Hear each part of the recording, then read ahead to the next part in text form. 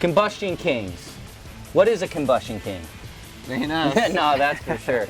No, but for real, a Combustion King is that guy. He's in the garage late at night. He's in the garage early in the morning, always working out of passion. You know, whether it's a sports car or it's a plane or a boat, you know, regardless, those guys creating those beautiful pieces of machinery, that's what we consider a Combustion King. Not the guys who just buy power. We're talking about the guys that create the power. Right. But before we get too far into that, let's talk a little bit about ourselves. I'm Bobby Rosso. And I'm Matt Beach. And we're the guys that are going to bring you the Combustion Kings. That's right. We grew up together in a small town in Maine. And I know personally, ever since I got a ride in my uncle's Charger, that's where it all started. From there, I was pretty much obsessed. You know, whether it was Hot Wheels, Power Wheels, and then eventually my first car, 97 Cavalier. Oh, real beauty that was. Yeah, no, actually, it was a beauty till I crashed it. But the big thing was crashing it was just being able to fix it and actually getting my hands, you know, whether it was the radiator support or the new wheels I put on it, it was all getting me into that flow of mechanics. And then the following car, which I crashed, and then the other car, which I crashed, fixing all of those. Common theme here. Yeah, they used to call me Crash.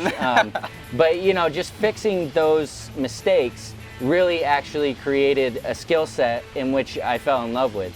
And you know, and from there it really only took off with the car thing, you know, coming in better and better cars.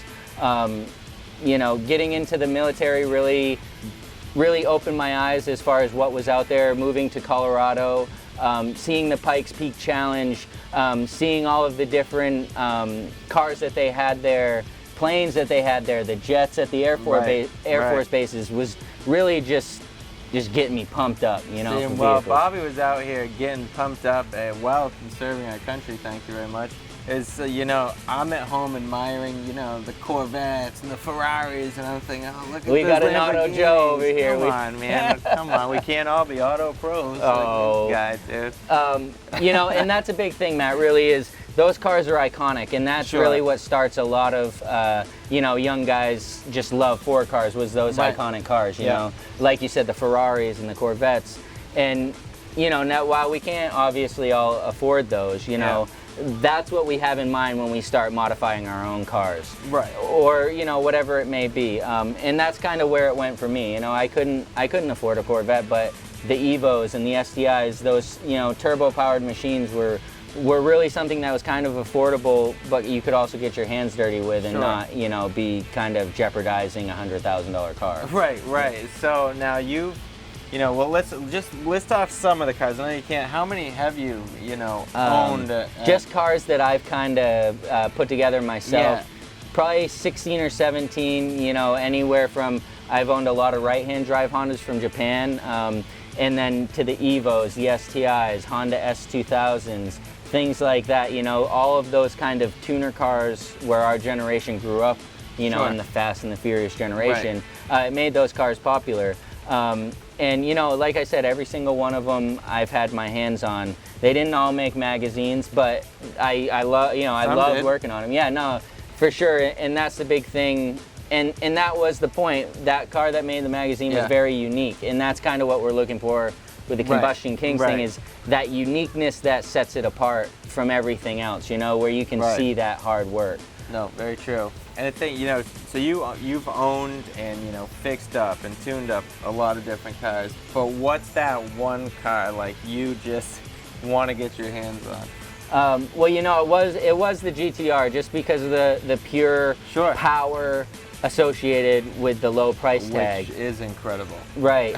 But, you know, when we're talking about all the cars and everything, and this may surprise some of you guys, but if I could have any car, it would be a JDM, which is Japanese, which they only allowed over in Japan, NSX-R, which is basically, it's a track monster. And when we talk about tracks, we're not talking about straight, you know, dragging. We're talking about the road course. This car will beat out Lamborghinis, Ferraris, you name it. This car has the track records at most of the tracks, you know, in Europe and Japan, you know, that type of thing. So that would be my little toy. You know, it wouldn't cost me $1 million, but it would definitely make me feel like $1 million. Right. See, you got these big dreams. I just like going for rides in the GTR. Like, that's pretty much good enough for me. Well, you see what I drive. Don't tell them what it is. It's a joke, but still, it's No, and that's a big thing, you know, and that's how you can tell that you do have that pure love for cars, is just riding in one, you know,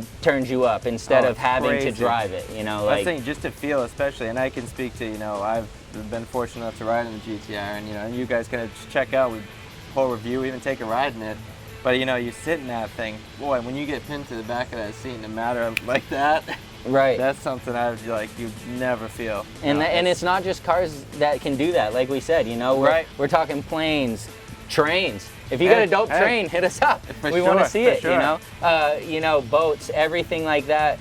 You know, internal combustion powers so many things that people don't realize, you know, that are really cool, and there are guys out there building them, you know, and that's kind of what we're really looking for. I think we kind of need their help for that too. Yeah, so if you know a Combustion King, if you know a guy busting his balls to create the most beautiful pieces of art, hit us up in the comments, let us know, like, get us in touch with these guys so we can go out, interview them, show their story, and, you know, really show what the pride that they're putting into is coming out as. Right, that's the thing. If you guys think it's something that's cool enough for us to see, then I can only imagine the rest of the world would probably want to see it too. Right, and we're talking all of America here. Yeah.